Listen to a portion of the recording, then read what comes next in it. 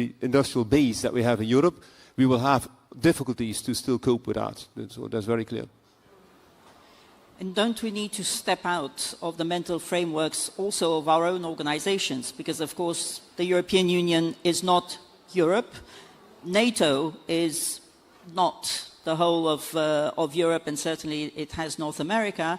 And, of course, Ukraine is the one country that is driving innovation when it comes to the sort of capabilities that we all need.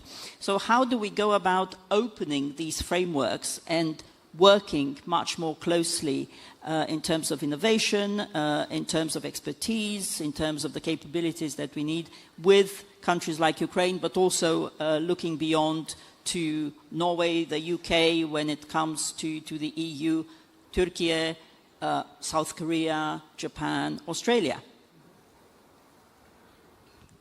Beth?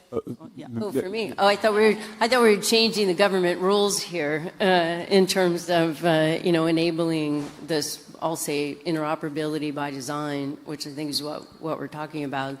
And I spent 25 years working for the U.S. Department of Defense, so I understand the bureaucracy all too well. But I would also say that as we communicate to industry this aggregated demand using a standards-based approach, understanding that we want to build up industrial-based capability in many different countries at a national level, that those things take time. And they take a long time. And there is this right now need in terms of we have an urgency I'll say problem. We need stuff today.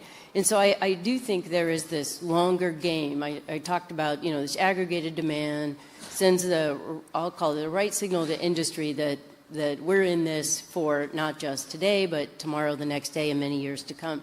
And that we're completely changing the posture of industrial base and what both at the national and the European level, I would say, and also same would hold true for Asia Pacific countries and also North America. But as we approach the dialogue, I think there also needs to be how do we procedurally, I'll call it, when we issue contracts to companies, allow for multinational. You just defined the EU doesn't include the UK, but we want UK experience and expertise to actually work on some of these contracts. But right now the rules don't allow that. The rules make it very difficult for sort of U.S. Personnel to engage. And so I think this fundamental shift in sort of mindset and how we're thinking, how we act from a procedural perspective is absolutely what's needed. Industry's ready, definitely to work across all these boundaries. Just to, with regard to Ukraine is fully eligible already at this moment and safe. So there are very close encounters between the two sides on the industrial base, on the governmental base. So that's happening full speed. I mean, the safe instrument wants to give a puncture to the European defense technological industrial base, but doesn't mean that there is no cooperation with the others. And we are having negotiations right at this moment with UK and Canada that they can come beyond the boundaries of the 65-35%. And we have, of course, the wish that we can reach out to the traditional partners in that sense. But we need to build up also that European capacity. The package of rearm was much bigger. I mean, the package is not only the 150 billion of SAFE, it's also the 650 where we have, let's say, the space for member states to engage beyond the, let's say, the boundaries of the depth and the compound, so that they can go and step up now also within the traditional procuring with the United States and with others. So I think that is quite a comprehensive package where we're moving the cursor in particular for the European base with this loan instrument, but the other parts shall not be forgotten. And I think Ukraine is of course essential now to get the innovation inside Europe and to have joint ventures and invite also the Ukrainian companies even to come and produce within Europe, and afterwards perhaps for counter drones and other capabilities to redonate them to Ukraine and to be used as fast as possible. And countries like Denmark and indeed the UK are starting to show the way. So one of the unique things about the framework of NATO is that from a competitive perspective, competition does mean across all of the industry, across all 32 allies. at NSPA, it also means that when a partner nation is participating, their industry can also participate in a competition.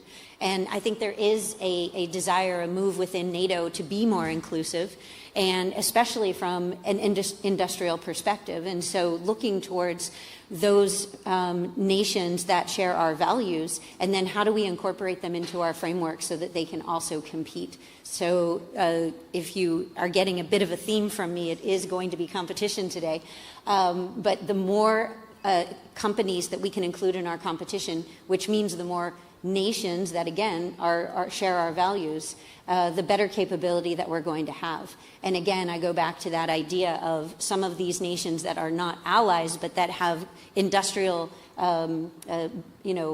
technological benefits that we want to bring in. We can find mechanisms to do that. What I would be looking for is customers who will help us do that. So what nations want to come work with us to incorporate these nations' industries into our programs? And as long as the nations agree with that, I think we have the right frameworks to be able to do that. Ellen, do the nations agree? Yeah, it's very difficult to do it all at once, It's like looking at a puzzle with all these various pieces, but they don't quite fit yet.